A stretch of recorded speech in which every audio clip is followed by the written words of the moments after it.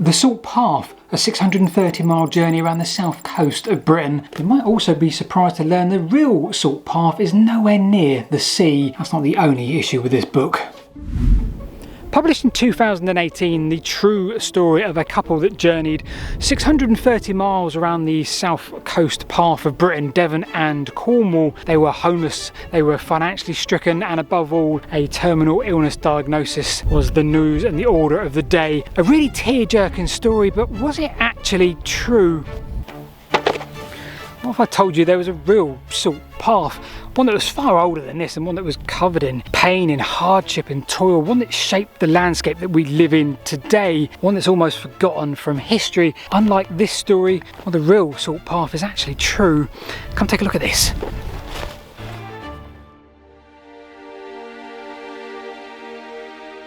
So the book was published 7 or 8 years ago, 2018, as I mentioned. I think when it sold its first sort of run, it made over 1 million copies, and now turned into a movie, hence the front of this cover specifically. Of course, in the last month or so, it's caused an incredible amount of controversy. In fact, in many cases, quite a bit of upset. This was a true story of a couple that went through absolutely everything. You can't say it, but I can. You got conduct of everything. Yeah. And because it was a true story, it touched the hearts of millions. Recently, a lot of their story has been called into question. The Observer ran a piece questioning all aspects of this story. Were they actually homeless? Was the medical condition exaggerated? There were big question marks there, and of course, then there was a big question of money, and that's where things get very messy. But that aside, for the moment at least, well, that got me thinking about the actual salt path. What could it be? Because every time I looked on one of the coastal maps around Devon and Cornwall, absolutely no relation whatsoever or any mention of this salt path. But when you head inland, however, Aylesbury, the Malverns, Lechlade, you name it, there's all kinds of mention of salt paths, Whiteways, Salters Barns, Salters Ways, and they are all absolutely miles from the sea. But this salt path, this was carved out through millennia of use. This very footpath, long before memoirs and publishers, long before the written word in Britain, this salt path truly was life or death. For quite some time now, I've seen the word salt and variations of on the map, nearly always written in like historic letters or perhaps italics for want of a better word, and every single time you see that word salt or variation of, it's miles from the sea and the subsequent salt that would potentially bring. Including this one here. This is a salt way, and we're in the middle of the Cotswolds, and I'm looking for a specific clue, which I think is just up ahead. However, I've just seen in this hedge just here something that may give us a slight insight into what was here before. A load of old masonry, and it is masonry, and it's not marked on the old maps. Big lump there. There was an old building here. Now this wasn't what I was looking for. What I was looking for is just down the lane there. Let's go take a look. So you might now be thinking exactly what I'm thinking. I need to map all of these. I need to do maybe even a spreadsheet at some point along the line. So we're going to start with all of the routes that I can find, where Salters Lane, Salters Way, Salt Way, White Way, you name it, all of these.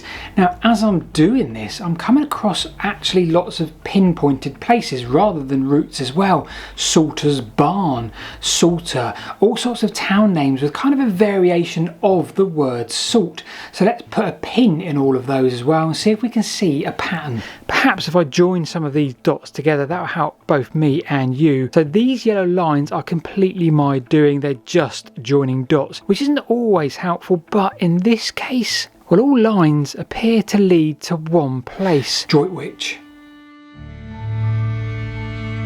This is Droitwich Spa in Worcestershire, kind of middle England, a tad west. Either way, a long way from the sea, and it has a rich history that spans back over 2,000 years. So our first clue is what the Romans called this place, Selenae Duba Verum. So we've got two words in that. We've got Selenae, salt in Latin, I guess, and Duba Verum, which would mean the Doe Bunny tribe, the tribe that was here before the Romans arrived in Iron Age Britain.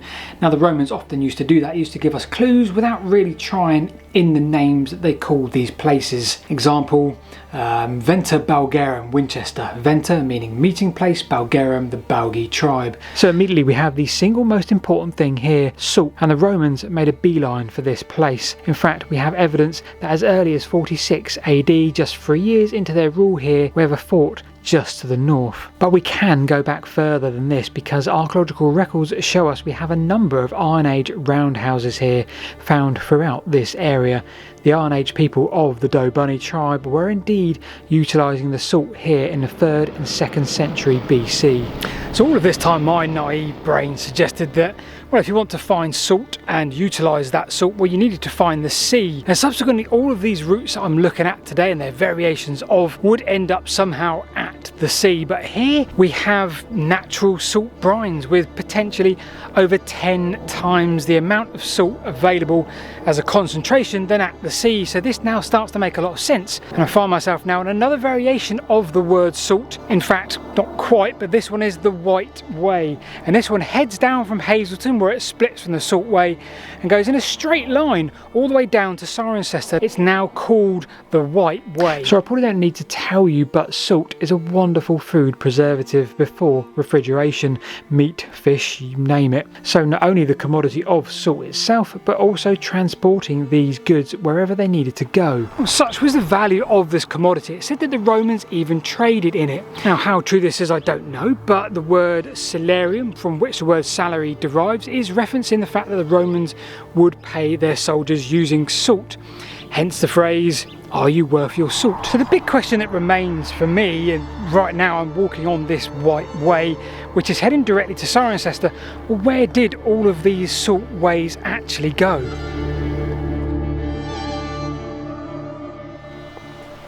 So I've left the White Way back in the distance, the one that went north-south, sort of connecting Cirencester, perhaps as a trading place, onwards towards another really important trading place and back on a salt way. Many different markers along here, but we don't necessarily need those markers to know that this is a really old route, because right here on the old maps I saw Longbarrow, and perhaps this sort of goes way back beyond the Iron Age in terms of a route where people would trade things. There's not a lot left to see of this Longbarrow. There's almost like a small ditch on the outside circling it, but everything on the inside is very flat, so presumably robbed out many moons ago. As I head continuing along the salt path, this salt path or the salt way, I'm left reminded about that book, The Salt Path, and the Observer recently ran a piece on it, and they made many damning claims about its authenticity. They stole £64,000 from this lady, part of a team of a former employer. They claimed they were homeless despite owning land and property in France. But perhaps the most problematic of all was the degenerative illness they claimed Moth had been diagnosed with. Medical experts suggest a life expectancy of 6 to 8 years. While 18 years on, he's doing extremely well. In fact, Rayner implied that walking for Moth reversed the condition.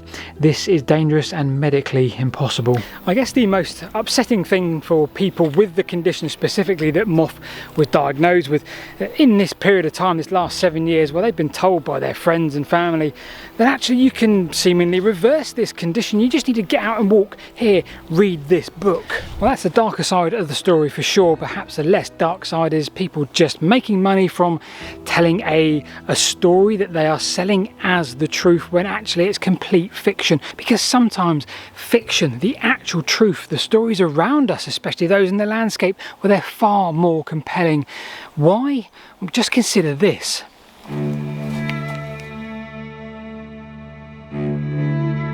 So the Romans back up at Droitwich undertook some significant engineering works around the brine springs, including separating nearby rivers from a raised bank and therefore diluting the brine.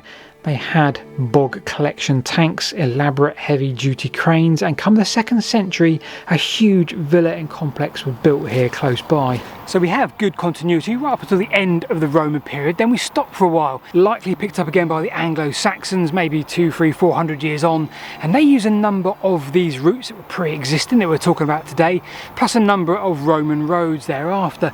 Now, with particular emphasis on the end of those routes, well, there's one of them just up ahead. We have a number of Anglo-Saxon charters which highlight this quite well for us and gave us the evidence of continued salt production.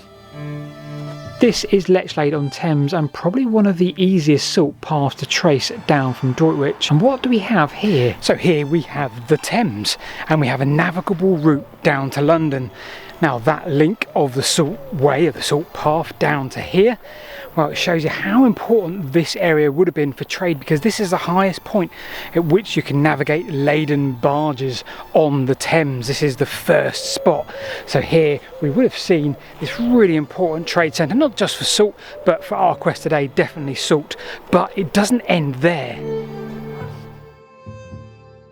Let's flip back to the map, because one of the most significant pieces of the Salt Way was just south of Banbury, which lines up very well with Droitwich, but where exactly is it going on the southern end?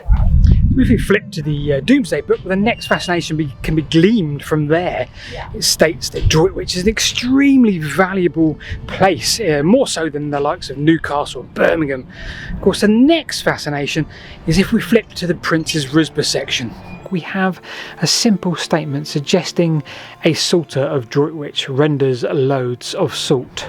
So the inference here is Prince's Risborough acted like a trade centre, almost like here Lechlade, for example, on Thames, but perhaps the Prince's Risborough example is because of the Ridgeway and old routes like that. The Domesday Book refers to salt being carried by oxen, by carts, and on the backs of men. So this is great. We've now got potentially 3 places where we've joined up some dots and made these routes to these trade centres. Cirencester in the west, Lechlade here next to the Thames, and of course Prince's Risborough over towards the east, where we have perhaps the Ridgeway and routes that then went on. And I'm sure if we had more time we could find more routes, perhaps you know more salt ways and the distribution centres thereon. But there is one more problem. Why were all of these routes seemingly on very small lanes and tiny roads?